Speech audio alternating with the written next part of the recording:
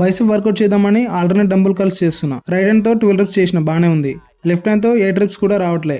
ఇలా ఎందుకు అవుతుందో మీకు చెప్తా, వీడియో ఎండ్ వరకు చూడండి. ఈ 90 days ఛాలెంజ్ లో నేను డే 13 జిమ్ కి స్టార్ట్ అయినా. వర్కౌట్ స్టార్ట్ చేసే ముందు వార్మప్ కంప్లీట్ చేసిన. ఈ 7 వర్కౌట్స్ కనుక మీరు చేస్తే మీ బైసెప్ ని గట్టిగా ట్రైన్ చేసుకోవచ్చు. Standing barbell curls first 7 reps lower half చేయండి, స్క్రీన్ లో చూపించినట్టుగా. సెకండ్ 7 reps ఫుల్ చేయండి. థర్డ్ 7 reps అప్పర్ ఆఫ్ చేయండి.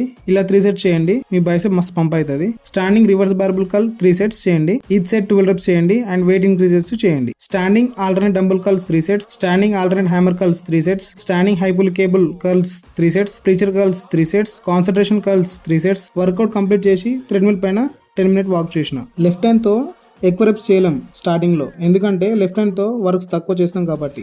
తర్వాత అలవాటు అయిపోతుంది.